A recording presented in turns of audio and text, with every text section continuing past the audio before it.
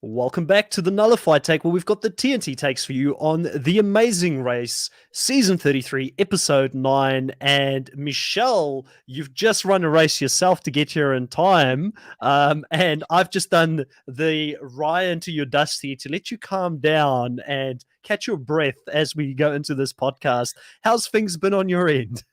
Oh my God, could I get a link? No, I couldn't get a link. And then literally finished watching it 20 minutes ago. And then from that ending with Ryan going crazy, Dusty going crazy to now, I have been running around like a scolded chicken in the house, just trying to move chairs and, just fix things and tell my children to be quiet to get here in time. Oh my God. Made it. You made it. That's all that matters. And I was thinking, your energy is such high level coming into it. So, I've got to make sure you come down because I normally, I'm like an empath almost. Like I get the energy that you have, and then I go high energy, and we're just going to end up at 200% throughout this whole podcast. So, Okay, but I think we got there. We'll both be, we'll be Ryan and Dusty together, which will combine to Rusty. Oh my God. Hopefully you won't mess up. Hopefully you and me won't mess up the name again this time. We had some really exciting news and welcome everybody here. We've got Jerome saying bonjour. I can't pronounce that's hello, my friends. There we go. Ça va? Well, my male friends and female friends. There we go. And we've also got lovable Nikki here, frequent listener of the challenge content and the Amazing Race content here. And lovable Nikki, welcome to the live streams. Always good to have you here. What an episode, Michelle. What an episode. We kind of thought to ourselves that there's a good likelihood that this was going to be a non-elimination. And surprise, surprise, it ends up being a non-elimination this episode. Yes, but the bottom team is different to what I thought it would be. You know what? I was very fearful for them, but I mean, we'll get into that later on. I have seen holes in the edit this whole season that made me think that they will fall out before the final three. So I kind of wasn't surprised when I saw things going in the way that it went this episode, but we'll definitely get into that. I also just wanted to say, because I know different people listen to different recaps that I do on the channel. Thank you to everybody that got me over 200 subscribers. We only just reached 200 subscribers this week, and we're already at 220 since Tuesday. So thank you to everybody that's subscribing and that is watching the Amazing Race content. I really appreciate it. And we're trying to get to 500 subs because when we get there, Michelle, I can put community posts up, I can put polls up, I can get the audience involved and a little bit of what we're going to be doing on the channel. And we also had really exciting news this week, Michelle, because the twins actually watched our rant about onions last week and they reached out to us to say it wasn't onions, it was the raw onions. But I've had a chat with the twins a few times now and they will be coming on the podcast for an interview with both of us. Woohoo! That's exciting. Really excited about it. Yeah, very, very exciting news to have them come on. They will be the first USA international, reality TV people that I ever get the opportunity to interview. And obviously they're the favorites that I've had this season. Sad not to see them here. And maybe that's another reason why I kind of felt like a little bit meh about this episode because there wasn't that much happening. There's a bit of drama. We'll get into that. But I felt like it was a pretty straightforward leg overall. Yeah, it was. There wasn't anything drastic that they had to do unless someone chose the walking up the hill, and then we could have had some fainting or something happening. When they said you have to walk, I thought, is it upstairs? No, again. It was interesting though. I mean, obviously they start off. We get them at the docks where they finished in the previous leg, and again we've got the team split in two different starting positions. You've got team 1, you've got team 2. We don't know how much time they're separated with when they start this leg, but we do know they have to drive 30 miles to another little town. And then it was quite interesting to see Kayla and Raquel talk about the fact that even the place that they were at wasn't on the map that they had. And I've heard a lot of rumors about the maps not being accurate for the areas that they were in. So that's maybe a reason that Lulu and Lala had issues navigating in the previous episode. And we get them talking about how critical it is for them to be able to go and find this place first up. And they were a little bit lucky here because they nearly turned around and went the opposite direction from what they should have done.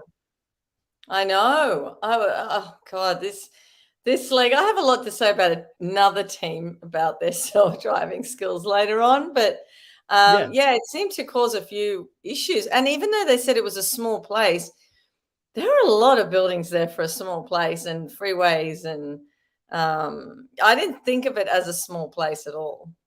No, and it was interesting because all of the signs and things like as they're driving is in a different language, so that's foreign Mhm. to them. So we don't get to see the legs in Asia like we would normally see, or over somewhere in Africa where it can be really difficult to navigate. So I think that they probably on purpose chose a place like Greece because they knew that obviously it helped being a little bit isolated from bigger central hubs within Europe, Mm, but also that they probably thought this might give them a little bit of a taste of that legs that we would normally get used to, where language barriers are an issue, being able to navigate and get around is a bit of an issue, because you kind of want to see that a little bit on The Amazing Race, and would feel empty if we didn't have teams struggling out there navigating. yes. And also, this leg was the leg that Reality Fan Forum sort of keyed into because we found them there. And so it was a bigger town or city than what they've been before. Mm. So before that, it was so hard to find them because obviously not racing on different planes, not at, you know, big airports. So it was really hard to track where they were. But there were a lot of photos of this place that people found them to be at. So I've been waiting for this like 9 episodes, and they finally get there. And we hear a little bit more about Kim, and maybe, me and you were kind of wondering why Kim has had a tough time on the race. She alluded to that a few episodes ago, and we couldn't put two and two together. But she talks about the fact that she's an anxious person in general, and that the Mm, race has not helped her with that because obviously they're racing against other teams. They know they could be knocked out as well if a mistake mm, is made. She has to go and do a roadblock here on her own this episode, and she carries that weight which every amazing racer has felt in the past. Like, if you mm. choose to do a roadblock, the fate of your team is in your hands. And I think it's everyone's worst nightmare to be out there and cost it for your team. Definitely. It's awful. I mean, I felt for all of them that were turning over those rocks because they all had that on their mind. It was a really I think it was really beautiful having this theater out there out of rocks, really Mm. historic. The sort of, I guess the area that they did it in. I like the setup with the what did they call her? The The Oracle of Oracle. Dartha. Yeah, the Oracle being there, the harps being played really set the mood. I really enjoyed that. But I think the biggest challenge that we probably don't appreciate as viewers, and Penn kind of pointed it out, there's four of these rocks that actually have a golden coin underneath it. Mm, And there's thousands and thousands of rocks that they've got to go through. mm. We, as the viewers, can see where it is. We're like, no, dummy, move to the right. It's on the right hand side, or like Kim said, the music plays when your foot's next to it or something like that. But it really looked like a very difficult challenge to do, and a challenge that I personally would hate to be the person, because I've got no patience, Michelle. Like, I want things done yesterday. This is not my challenge if we were ever to do the Well, Amazing Race. that search and find was actually probably one of the hardest I've ever had. Because usually there's more than just those 4 items for the 4 teams. Usually there's multiples. There's definitely less items to search through, even when they've had to Mm. search through drugs and all the things that they've had to do in the past. This looked particularly brutal, just so brutal to go through that all. Thank God it wasn't a hot day as well.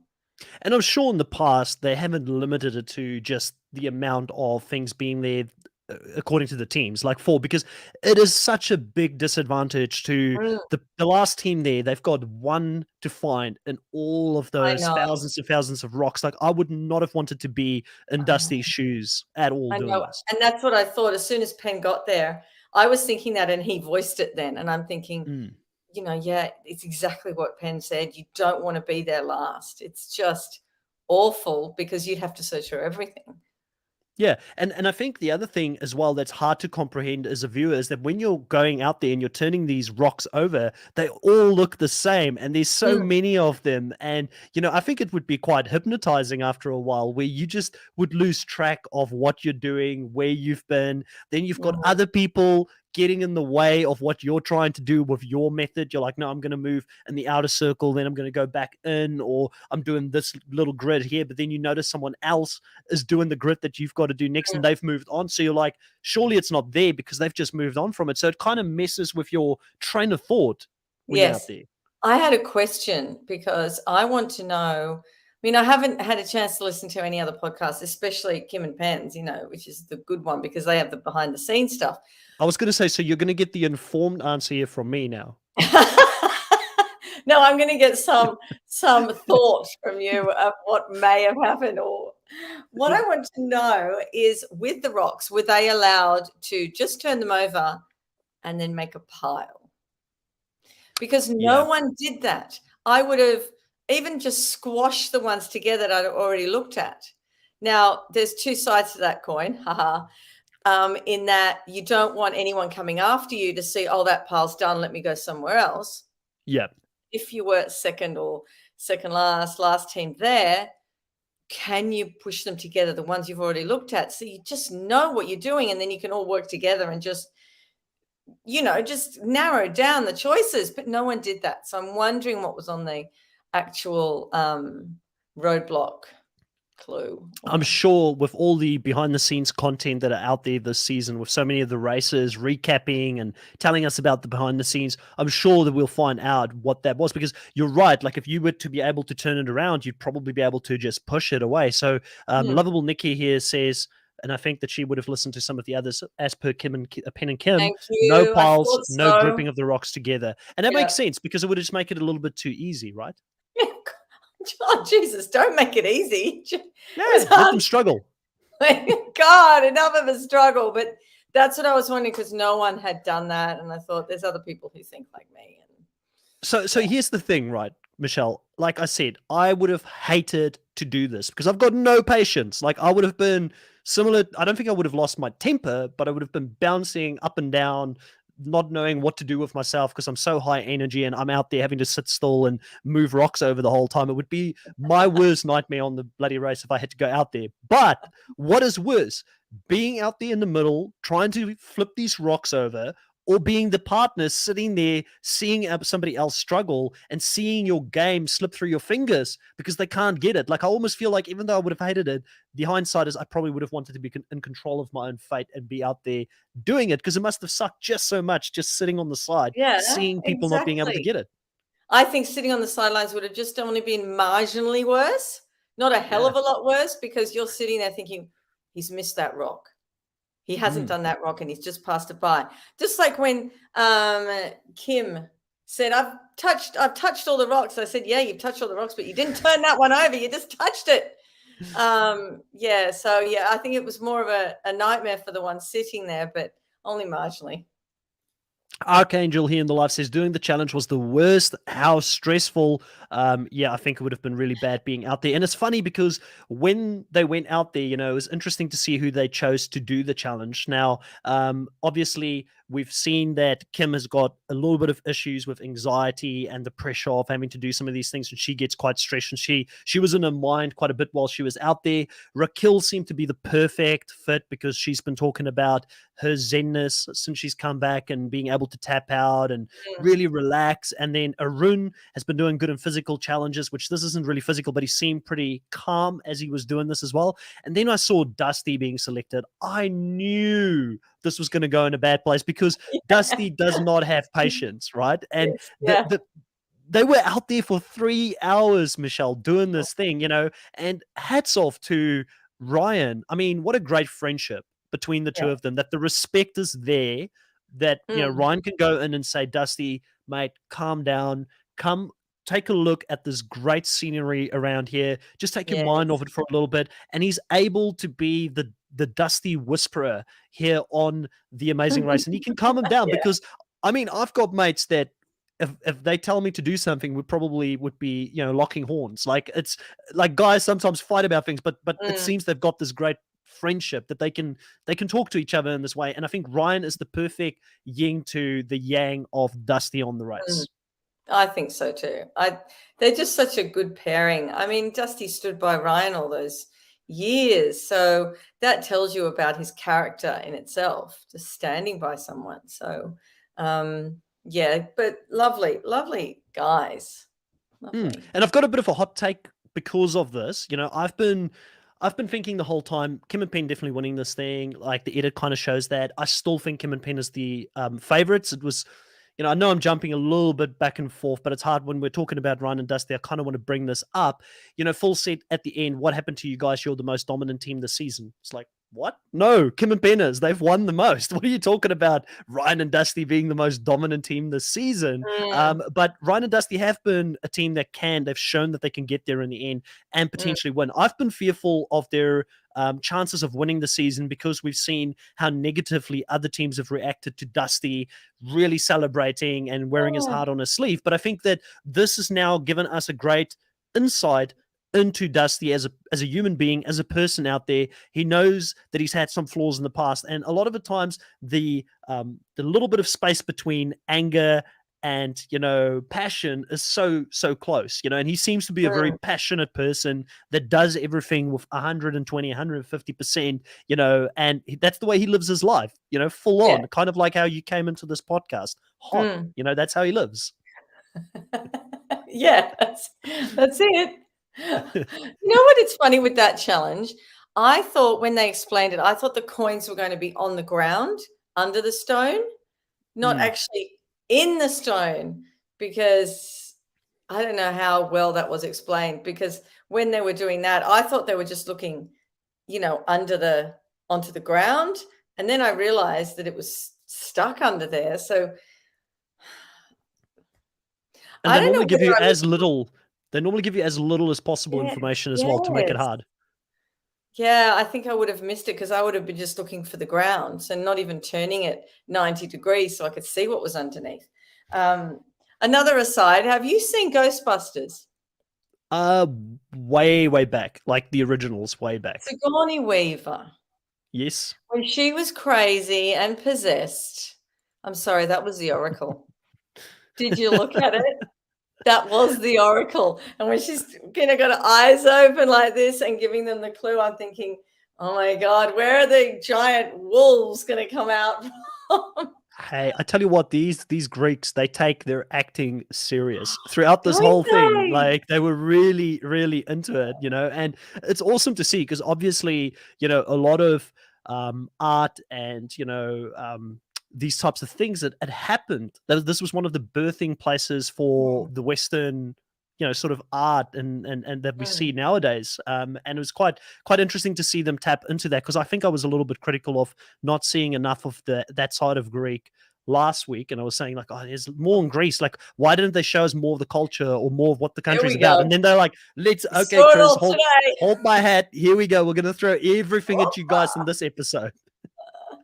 But one of the things, who do we have? Michelle, we had Socrates, and we had three philosophers. Socrates, and then there was a philosopher at the end. I didn't write the philosopher's name down at the end. No, I didn't know either. He just looked cold. He looked like he wanted to crawl in that urn and stay in there. But I say, like, I mean, this is kind of I feel like, we haven't had the taxis this season where the taxi can cost the top tier team the game. This was that challenge. This was like, okay, anybody can get out of there at any time. It's not skill. It's more patience, being lucky to a certain degree. Unless you look like you. Unless you're Arun and Natalia, and Natalia tells Dad to go straight, and poor Dad's at obviously a fork in the road and doesn't know which way straight is, keeps asking left or right. She wouldn't answer him. I'm like, my God. It was hard to watch. Dad, he's stuck in the middle of the road. For Christ's sake. I think we've gotten a bit more of an insight as to why they're struggling to navigate there, because there's clearly a communication issue. And, he's asking her and she's like, I don't understand why my dad's getting so frustrated at me. But it's because you're not communicating. I wasn't even in the car. Hey, not everybody is good at giving directions, It's just one of those things. Not everybody is good at that. And for some other reason, it didn't work that well. They were back in the manual car and he was struggling with the gearbox a little bit there as well, which was funny to see. But, ultimately, I did feel like they hammed up the whole Arun and Natalia struggling to get to the detour, the hammed it up Mm, from them finishing the detour to go into the finish line, just again to create this drama. I don't think that Ryan and Dusty actually even came close to them. I think that, them being out there 3 hours, they were that far mm. behind. The rocks put them that far behind that they had no realistic shot at getting back. And I think Oh, Ryan's totally. approach to saying, listen, I'm just gonna relax. I'm just gonna enjoy where we're at. Like, let's not get angry about things at this point that is out of our control was a great approach to it, and it kept them focused. Now, what did you think of the detour? Because again, it kind of fell a little bit flat to me. There was two detours there, but no one actually ended up going for the delivery one. Everybody just wanted to break the plates to find yet a little bit of a clue Mm. in the plates.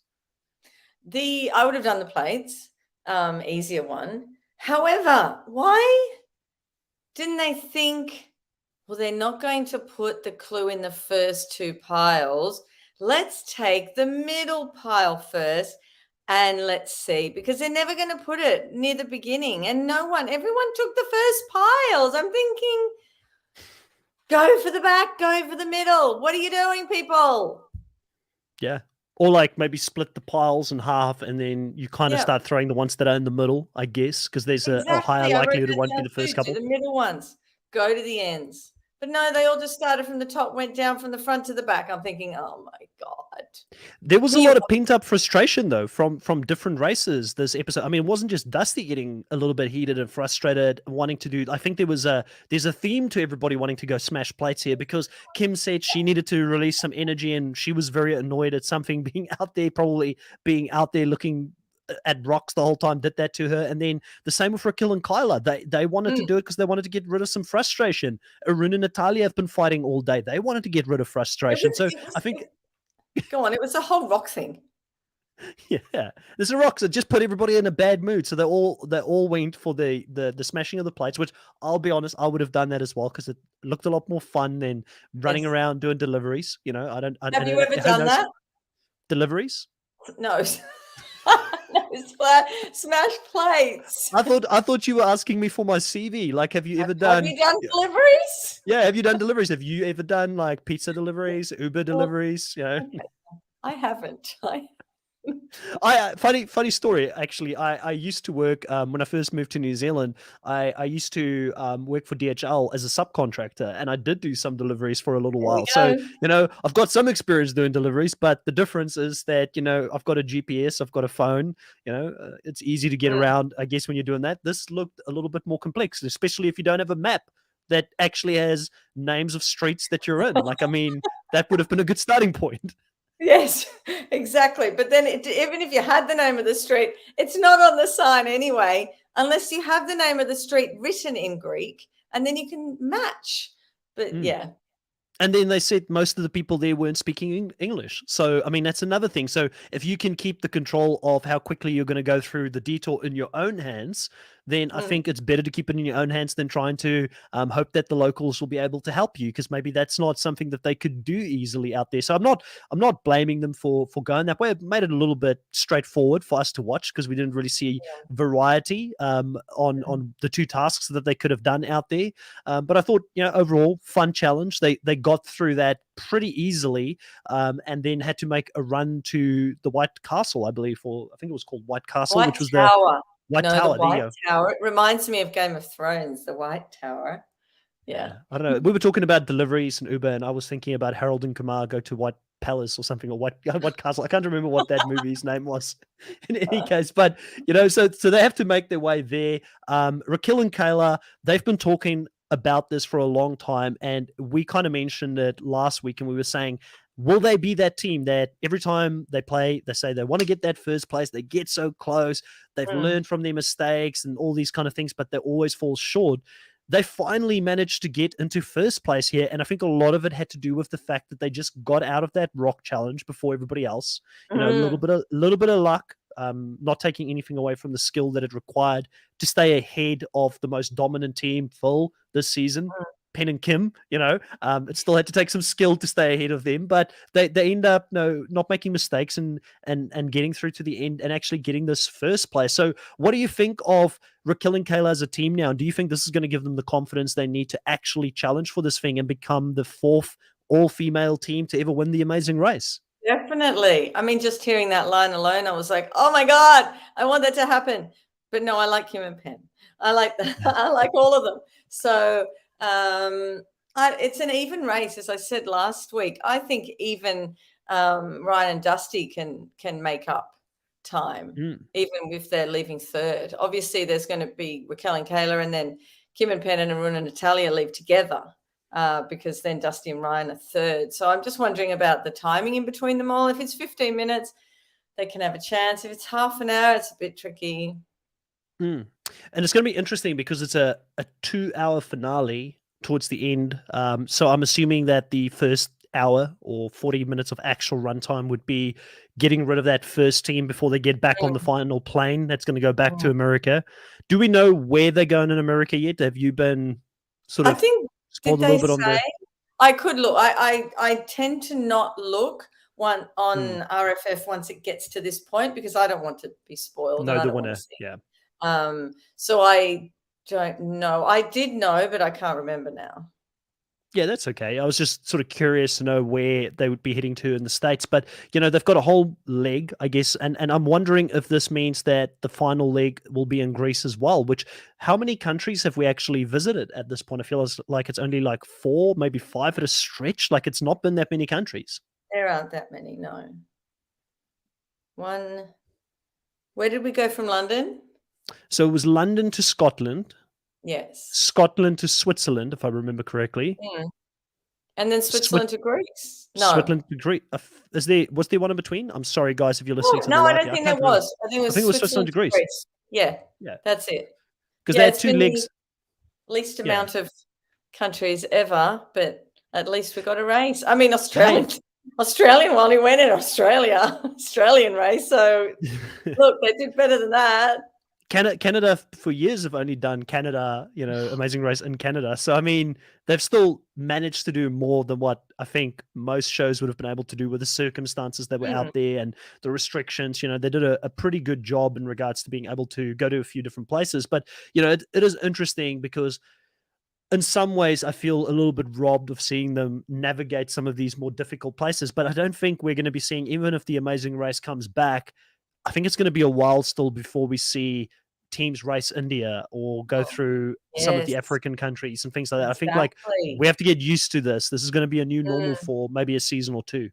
Yeah, I know. It's quite sad, but at least we still get a race and we still get challenges and we still get, the teams that you want to root for and the ones that you don't. There we go. I just put an American saying in there. We do not say that in Australia. It's not good to say that here. So yeah, I'm happy if there's a race, any kind of race, except when it's something like Canadian Amazing Race, which just stays in Canada even when there isn't a pandemic because they can't be bothered leaving. So yeah. Now, Michelle, we need to talk about my favorite scene of this whole episode, and we haven't spoken about that yet. Yeah. And that was Ryan and Dusty on their way, running to the finish line, getting help from a local doggo that is helping them run to the pit stop, and he becomes a part of Ryan and Dusty's team there for a little bit. What a great scene. It was so random, but I absolutely loved Ryan and Dusty's response to it. Well, one of them was running with his hand down by his side, and I'm thinking, oh my God, that dog's going to attack him or something. He's going to grab his hand, and I'm thinking, but can you just imagine the poor cameraman is running beside the dog and he's trying to get the dog and the team, and he's still running there. I'm wondering if the dog ever tried to get the cameraman or the sound guy. It would have been the funniest thing to see. Future advice, Phil, get some GoPros, put them also local dogs, get them to run with the races out there. Your cameraman deserve a break, after that. But it was a lot of fun. I enjoyed that little scene. I enjoyed how they responded to it. I'm a big animal lover myself, so seeing that kind of stuff on the show was really cool. And so random. Like, I mean, you just don't expect it, getting a dog. Like, we've seen locals help people to the finish line before, but never a dog being the guide for the guys as they're running to the finish line. Now, again, like I said, I mean, at the end here, Arun and Natalia, great job on them. They've kept coming back up. This is the best placement they've had since League Two, which I didn't even realize that they finished in third place in League Two, but they mentioned it in this episode that they've Okay. equaled their best placement in the race. So it's great to see them actually make it. And I've got a sneaky suspicion that we're going to see, like, I wish I wasn't so pessimistic, but I just think Ryan and Dusty, they're not going to be in the final three, but I really want them to Really? be there. I really want them to be there. And I feel like Kim and Oh, Penn, I think Kim and Penn, if I had to go down who I think is going to be the winners this season, Kim and Penn for me, ideal. I think Raquel and Kayla is going to be the team that gets close. Arun and Natalia probably sneaking in there in third. And we see potentially Ryan and Dusty not getting in there. They've been trying so hard, but I feel like they just have, it hasn't been happening for them. I don't see them as this dominant team that Phil sees. I don't know where that comes from. I know. I still see them being in the final three, though. I hope so. I really do. I really want Ryan and Dusty to get there because I like them as a team, and it's nothing against Arun and Natalia. I think we had this conversation last week where I said, Mhm. it's harder for me as a fan if you've been out of the game and you've been saved a few times. Like I'm less like, oh man, like I'm going to feel good about this win as a fan watching it, but I will still respect it because it's not an easy game. Yeah. And you deserve it. For you to get into the final three, you have to work for it. No one's giving it to them. You know what I mean? They have to deserve to get there, and they have to finish the finish line before all the other people that they're racing against. But I really, really think that, Kim and Payne, but I can now, for the first time, I can see a possibility for Raquel and Kayla because they finally got the bogey off their back. They finally finished in first place. They spoke about the fact that they could be the fourth all-female team to win, which would be amazing for them to be the fourth team. And then we've also seen a different side to Dusty now, which if it was only he's this crazy guy with a lot of testosterone that celebrates really hardcore and everybody responds negatively to that, we would have looked at him differently. But I feel like a win would feel better now because you're like, look at this guy, he's had some issues back in the day, Yeah. he's worked through that, he's grown up, he's trying to be an example for his son, and everybody loves Ryan already. I think that fans would actually not be too angry at a Ryan and Dusty win at this stage. Yeah, I don't think they would be either because they aren't your typical alpha males that have been in other seasons. They've just got a bit more of a story, especially because of Ryan. So I don't see them as the typical college alpha male team that come along and blitz everybody. They've got a bit of character. Lovable Nikki here says in the chat, I think that Anthony and Spencer not returning hurt Ryan and Dusty. That direct competition was driving them. I think Ryan and Dusty make it into the final three. And it's a good observation. I mean, I think that we as viewers, it hurt us as viewers not seeing Anthony and Spencer back because we want to see the show be as competitive as possible. Like I don't know what it is, but the season's been dominated by two teams, right? You've got Kim and Penn, who's won 4 times. You've got Ryan and Dusty, who's won 3 times. And I think Kayla and Raquel has won once. So those are the only teams that have actually won legs getting into the end. But it's very much dominated between those two teams at this stage. It takes a little bit of the mystery out of it if hey, it's just between these teams going into the end. Look, at least it's not just one team. Exactly. I mean, there are some times it's one team you think is going to win the whole time, and then they end up winning, and it's like, oh, there's nothing different. But I think we've got a good race on our hands to the end. That's why I want Ryan and Dusty and Kim and Penn and Kayla and Raquel in the final, because I think that would be the most competitive final to have all of them there. And then it looked quite interesting because in the next part of the episode, it had some past footage of previous finales. Did you notice that? Yes, and it looked like this is very much in bad taste, but it looked like they had to hit a piñata or something like that at the same instant that she was hit by the watermelon. I could be wrong, but it looked like they were waiting for that instant. I'm like, what are you doing? I remember seeing that scene the first time I ever watched. I forgot her name, bless her soul. But like getting hit by a watermelon getting hit by a watermelon in the face like that and being able to get back up and race. Like, I mean, I'm surprised the girl didn't get a concussion from it. Look, and her friend was saying, come on, get back up there. That was an amazing season, by the way. There was just so many good seasons back in the day. I need to go back and watch some of those earlier seasons. But yeah, it's quite interesting that they brought that back in. So Claire, Claire, it Claire, was Claire. You put up Watermelon Amazing Race, and there's just a million videos. imagine being remembered. Your whole reality TV career is being remembered for being the girl that got hit by the watermelon in the face. Look, that's one way to be remembered. I think some Yeah, people would rather that than nothing, yeah. than having a purple edit.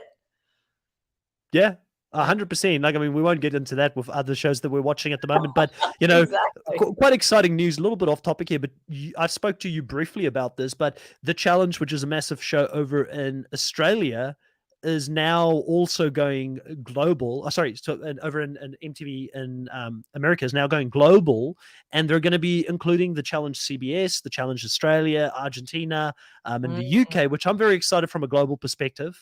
There's a few people that are very sort of they're a little bit anxious about seeing how the CBS show is going to turn out. Who would mm. be the challenges? So the Amazing Race previous players that you'd love to see migrate over? Because apparently, rumor innuendo is that it's going to be Amazing Race, Survivor, and Amazing Race players that are going to be taking part in the Challenge CBS. Amazing Race Australia players? No, sorry, not Australia. Well, Okay. Australia, Amazing Race Australia players will probably be included in the Australian version, I'm assuming. Jesus, I'm trying to think who. Obviously, David Gannett from Survivor, Australia. Australian Survivor, yes. I had him on the thumbnail for those who don't know who he is for our podcast on the challenge. A little bit of clickbait. God, Lydia Lassala. She didn't win or anything, but she was like a challenge beast, and you need someone who's good at physical stuff more than strategy, really, in the challenge. Gosh, I don't think it's Luke's kind of show. Mm. I don't think I don't it's know. He's Nick doing a lot or of AK's. he's doing a lot of physical stuff these days.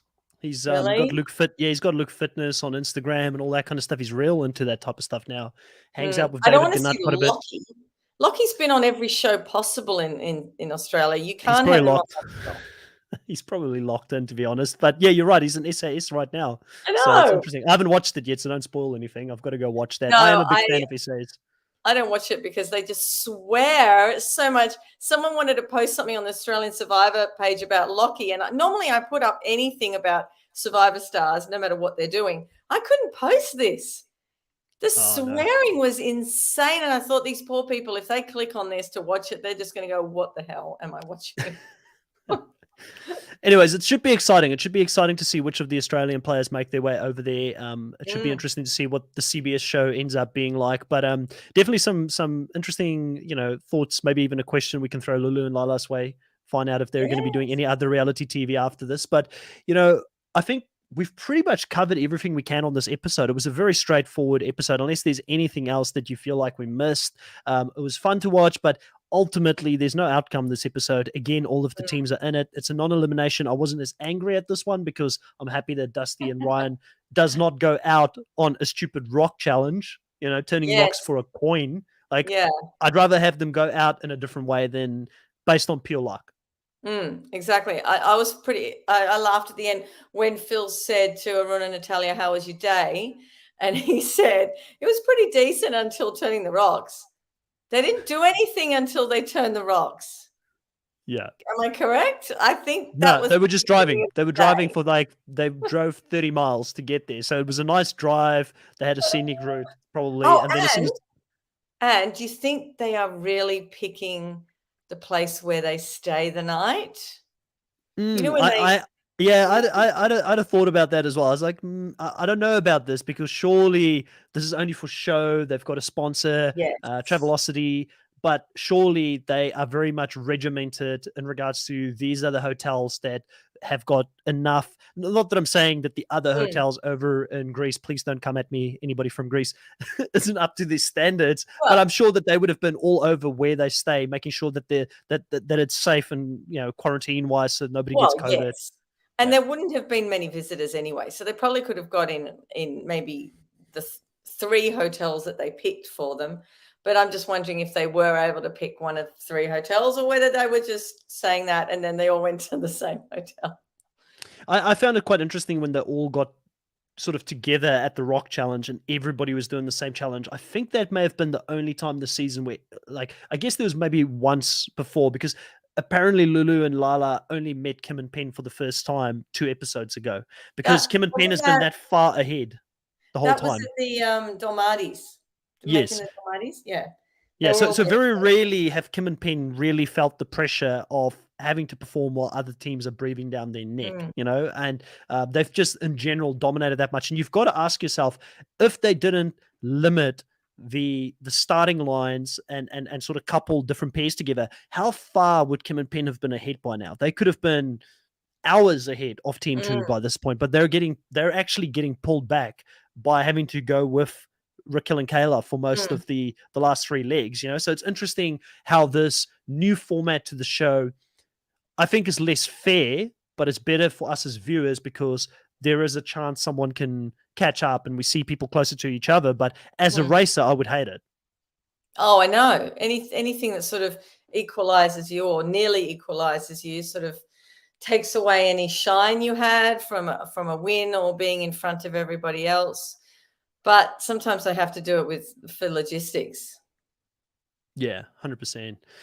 All right, Michelle. Well, it was good talking to you about this week's, the Amazing Race. We've got a week before we talk about the finale.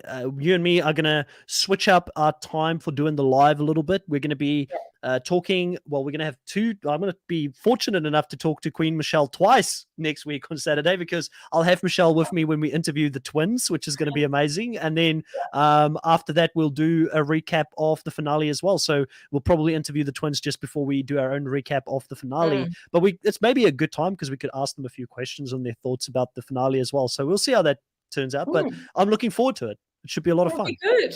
It'll be good. Yeah. I mean, I haven't interviewed a team for a while.